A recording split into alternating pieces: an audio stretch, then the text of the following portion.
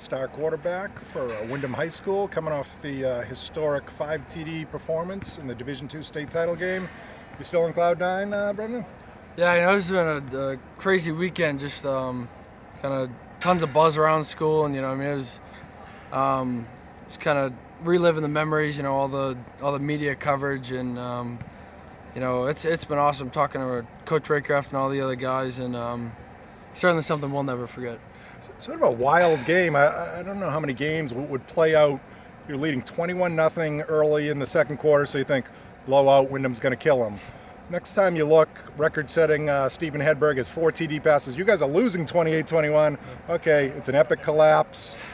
It's done. They're going to lose. Ouch, they'll never get over this. Then you guys rally again, the Pizzotti sack, and you guys take off and you win the game. What was it like playing in such a strange game? I've never been part of anything like that. The momentum swings. Both teams didn't score in the same quarter. It was, if you looked at it, you'd think it was back and forth, but it really wasn't. It was our way, their way, our way. That's something that we'll never forget. The way that it happened, on that stage with everyone that was there. It was a huge crowd. It was memorable. How does one throw 5 TD passes in 8 completions? Since I think in the history of the game it's never been done before. Enlighten us, Mr. McInnes. We got some playmakers. Joey made some unbelievable catches. Honestly, I think that's on the coaches. That's just game planning. Coach Raycraft does an amazing job. He's always watching film.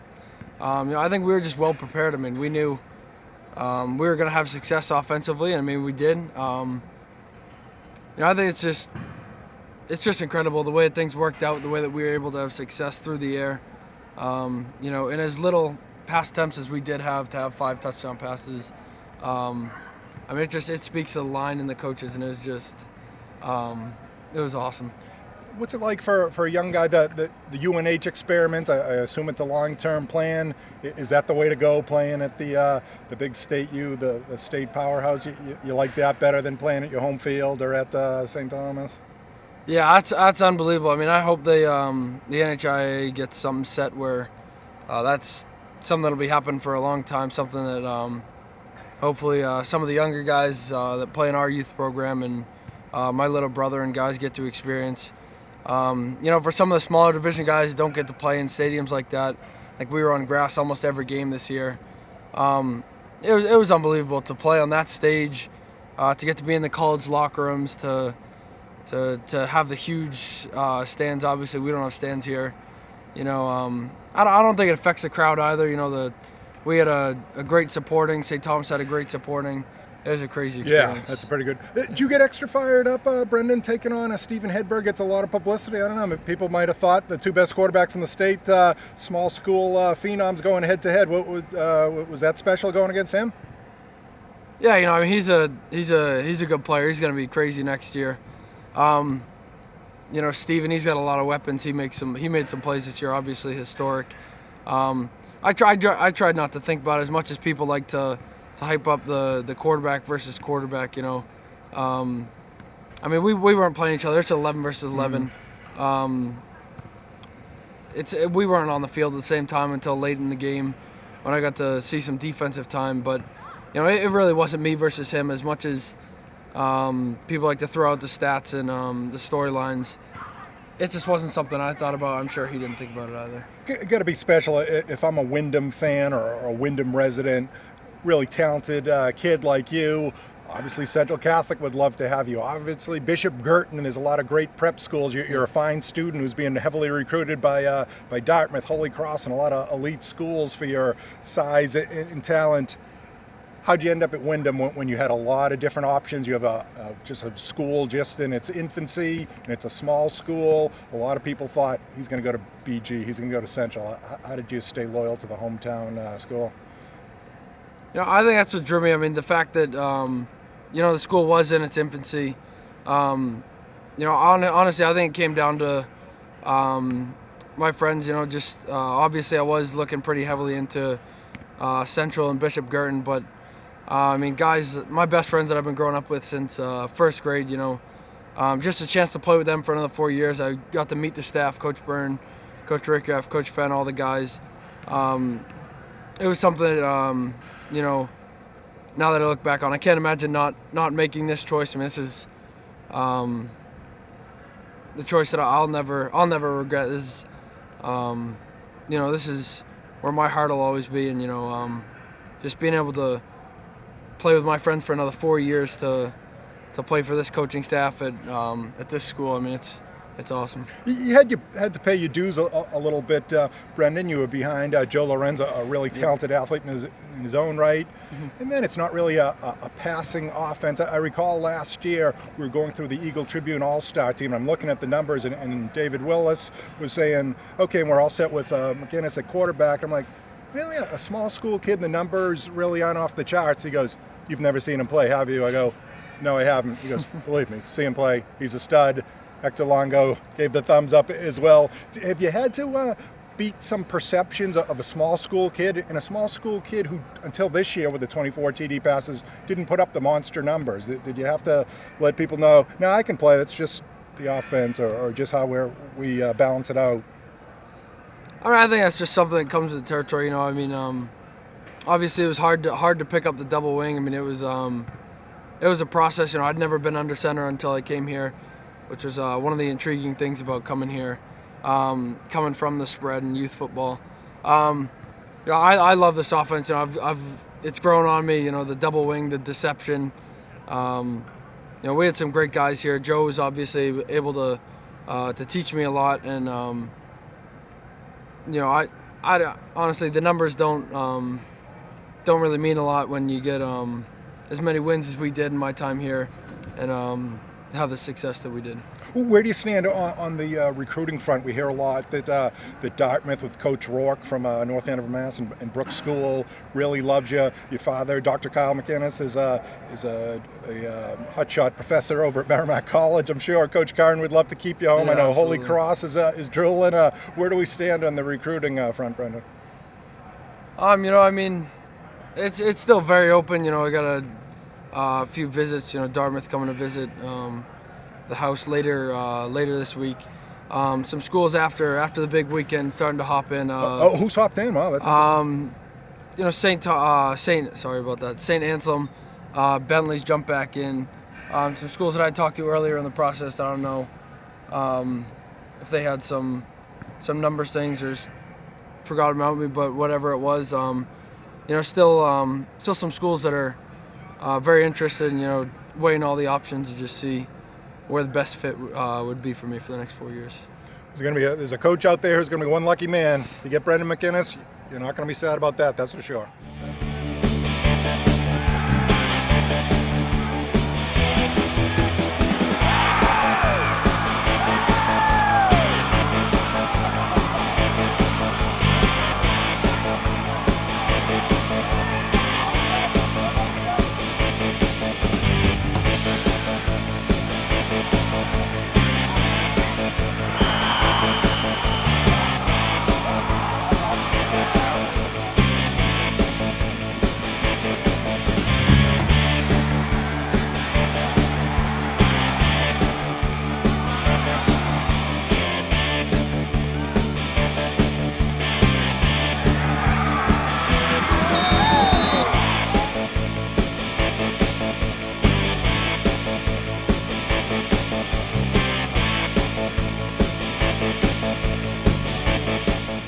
With Bryson Pasoko, one of our Eagle Tribune football players of the week.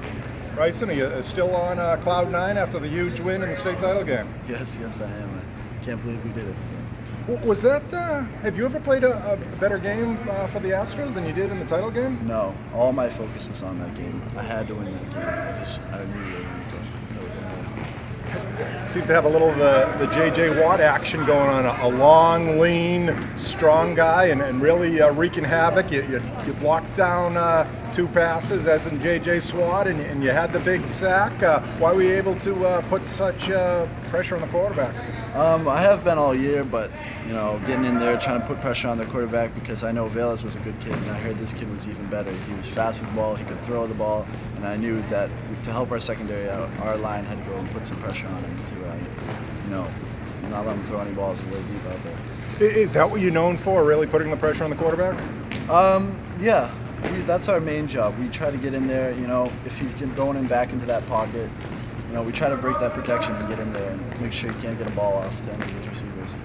I noticed you're known as being an emotional kid. Saw some highlights, and you were big time fired up after the sack. What's going through your mind? A huge crowd there playing for the state title at UNH, and you knocked the quarterback on his fanny.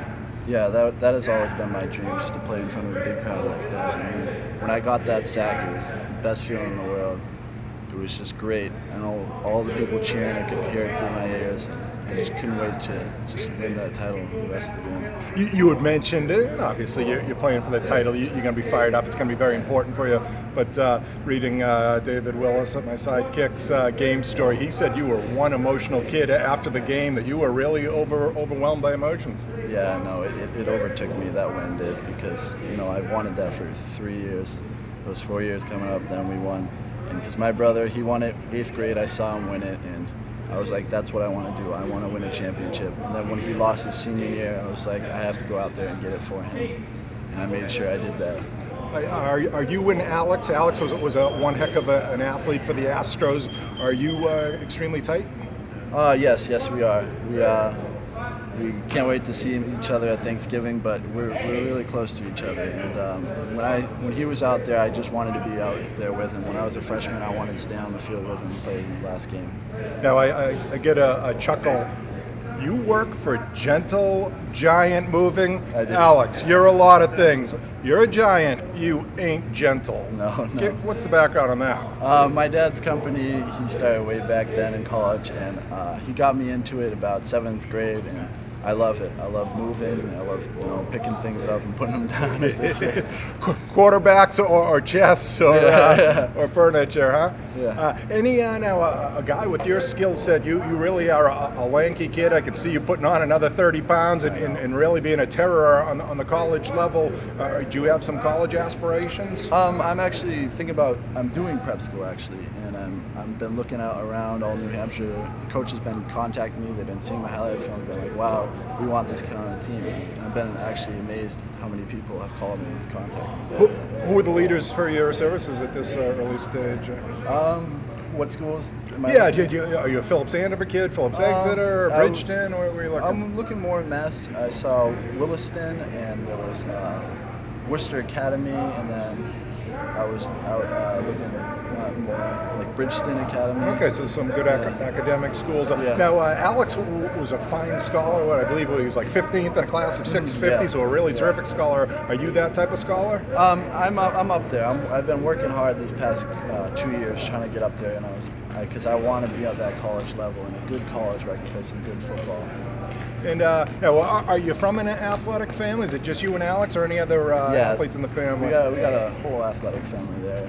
My sister, she played football when she was in middle school. She played what when she was in middle Football. school? She played football, yeah. You guys are tough. Yeah. And my brother, he played just for a couple of years. Then he played baseball. Ben, he played for Manso. And then just us four, yeah. It's a pretty athletic family. My dad was a rower when he was younger. Wow. He did it in the Olympics and stuff like that. Wow. So he's proud of me for being able to accomplish all what I've done. Well, congratulations for adding to an impressive family legacy.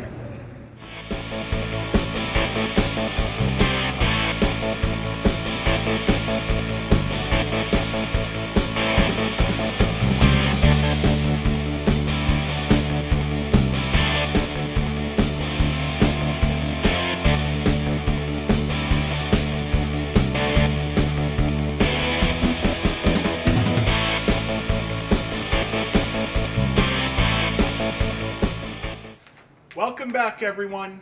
Mike, can you believe it? It's our last picks video of the year. The high school football season's coming to an end. Yeah, I never would have thought I'd be up 11 games on you at this point, but you've had a heck of a year and you should be proud too. He can't do math. But, so we are at the end of the season. Very sad, but it also means our most important picks video of the season. It's Thanksgiving. A combination of the things I love most in the world. Turkey and football. So, let's jump right in. So we're going to start off with a game, if snow doesn't ruin it. the traditional Wednesday night game, Lawrence playing on Wednesday night, Lawrence is playing host to Salem. Salem, of course, has had about a month to chew on that horribly disappointing, controversial loss to Londonderry that they missed out on the playoffs. They're pretty ramped up, but Lawrence is also upset because they felt like they should have made the playoffs too. That being said, Salem's a good team this season. I think Salem's going to win this one. Yeah, you look at it, Salem this close to being unbeaten. Goal line stand against Pinkerton in a 1 TD loss. It would have been the upset of the year in New Hampshire, far and away, if they had ever pulled that one off. And then the controversial loss to Londonderry, which everyone will be talking about for 30 years in southern New Hampshire. A real crazy one there. They got Sabando playing some good football. On paper, obviously, you'd think Lawrence. You never know, you could have a storybook finish with Milwaukee Valerio closing out his most prolific passer in area history. Could he pull off one last upset? Be a huge challenge. Probably have to go with the Blue Devils, but with Valerio, you always get the puncher's chance. I just watched Pinkerton roll to the state title, absolutely dominate the state title game. The team that almost beat them was Salem. So that makes me think Salem's going to win this.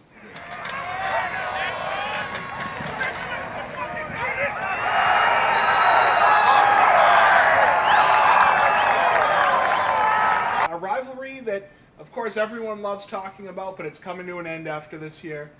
Andover is playing at Central Catholic, ending a Thanksgiving rivalry that started in 1972. So that means it started way before I was born, and was even going when you were in high school, Molly. They played 3 times this year, and 3 times is a lot of times to be playing football. Yeah, it's weird the way they reconfigured it. Andover's got a great rivalry with North Andover, so that works out well. Be interesting the Lawrence Central thing. Central such a power. Lawrence, that's going to be tough for them. So we'll see how that plays out. But yeah, whole new world next Thanksgiving. So the funny thing is, the winner of this game is not only the last winner of the rivalry, they're also the overall champion of the rivalry. Because by my math, it is 20-20-1. Going into the final meeting. And the operative words being by your math? By your math, too, because I would have been getting it off your records. Oh, so, this is going to be a tough one for Andover. Central proved last week that they're not suffering a lot of hangover from the playoff loss. And they've already beaten Andover twice, obviously, even though they were both close games. I think Central's probably going to end up being the champion here. Yeah, I can't see Mike Milano ending such a terrific career with the loss, so I figure he's the X factor. The offensive line for Andover said, "You're going to pick against us, aren't you?" Sorry, guys. I'm picking Central in this one. Yeah, I'm going with the Raiders as well. Okay, well, we're going to move on now to the Andover's future Thanksgiving rival. Another rivalry that's ending. Masconomet's playing at North Andover. This is a rivalry that started in 1975, and North Andover, this is a tough one. Of course, the big question here is how can they respond? North Andover has overcome so much and has experienced so much in such a short period of time with the victory over Haverhill, with obviously we all know Andrew Foote's horrible illness, and then going out and losing a tough one last week to Medfield. This is an awfully tough thing for them to respond from, bounce back from. Yeah, the Marshfield, a terrific club. So they also take a lot out of you physically, mentally. You don't have the rest where Masco, who really has a fine club too. If Masco wasn't that good a club, sure, they beat him. I'm going to say with Gavin Monagle, 1,200-yard rusher, with the rest, I think that's enough to push Masco over the top. A fair point, but I think North Andover does bounce back. I think they'll turn the emotions in a positive way. Masco is a good team. I think North Andover comes back and wins this thing. Should be a real good game, though. Yeah, definitely. Okay, now we're moving on to a rivalry that's not ending, although it's only a few years old. Haverhill is traveling to Lowell. Haverhill, obviously, also coming off a very heartbreaking loss to North Andover in the playoffs. Lowell's coming off a heartbreaking second half of the season, where they went from 4-0 to 5-5. And I just think I think Havel's going to dominate this one. Yeah, the only thing you can say on Lowell's behalf, I mean, obviously it's a disastrous second half of the season. There's no way to sugarcoat it. They did win their last game, shows a little fight. Have to go with the Hillies in this one, though. Yeah, definitely go with Havel. And they're beaten up. You know, obviously they lost Sammy Alziab. Pat Yale's been dealing with some injuries, but I think Havel's the better team. I just, you know, as good as Shai Cullen may be, I just don't, with the injuries and everything, I don't think you can change this one. Yeah, I think Havel, it's 7-4 versus 8-3, just has a different feel to it. 8-3 is a great season. 7-4, it's just a good season. I think they won really a great season. Definitely. Okay, we keep going, and it is Drake at Methuen. Methuen has really turned the season around. Obviously, they started off really tough. They have 2 wins in their last 3 games. The connection of Kendrick Denoz to Connor Donovan has really turned things around. If Connor Donovan had been, here before, who knows what would have happened. Yeah, it's interesting because Drake really struggled. They were struggling worse than Methuen. They were 0-6. They've also won 2 of their last 3. I'm not going to say the wins were over Xavier and Everett. Obviously, a lot of your wins are a product of who you're playing, and they weren't playing powerhouses. But again, shows a little fight. They got Ty Bassett, the talented senior dual threat quarterback. So 1-point game the first time around. Both teams seem to be on the upswing late in the year. It could be interesting. I'm with you. I think Denoz and Donovan push them over the top. But again, very, very evenly matched on paper. 1-point win for Methuen. And it was actually Denoz, who at the time was playing receiver, who came up with the big play. He didn't score the touchdown, but he set up the touchdown. I think the Rangers pull this one off and actually end up having a pretty good season, all things considered.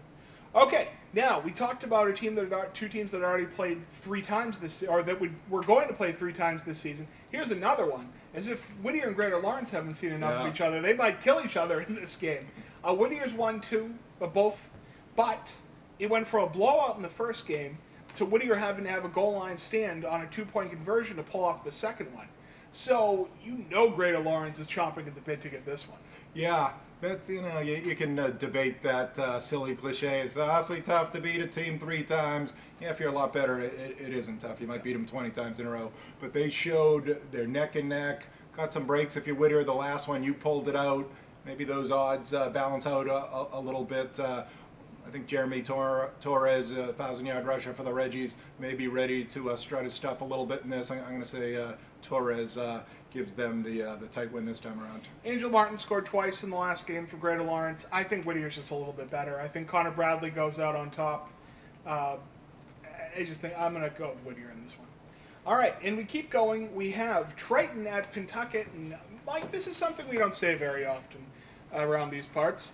Pentucket is a definite underdog in this game. Pentucket's really controlled this playoff, the Thanksgiving rivalry over the years, but they lost 31-7 in the regular season. And Triton's a dangerous team. Yeah, it's sort of crazy looking at their last game each played. They combined for 108 points. What do you call it? Triton had 55, Pentucket had 53. And the week before, or the game before that, Triton was shut out. So a little bit of schizophrenic teams out there. Justin Cashman, a real playmaker for Triton.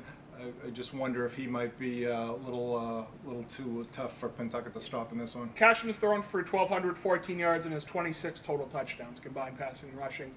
I would love to pick Jeff Porter and co. We all know I would, but Triton's going to win this one. Okay, and we have a couple more to go. Georgetown's traveling to Manchester, Essex. Talking about tight wins. Georgetown won this first one 14-13. Both are 2-6. 3 wins sounds a hell of a lot better than 2. Yeah, and you even look at some of their common opponents. It's trying to look for any little advantage I can get in the picks. I wanted to continue to bash your brains in like I have throughout this thing. We'll go with the home field advantage and go with ME. I'm going to go with the winner of the first one. I'm going to say Georgetown pulls it out. Okay, now we have another interesting one. North Reading playing at Linfield. Linfield is, clearly a better team. They've been a better team this season. They're 10-1, but that one loss came in the state semifinals the other day. And this is a team that hadn't trailed since early in the first game of the season. And then they go out and lose in the playoffs. That's pretty devastating. They only have a few days to bounce back. So North Reading can take advantage of that.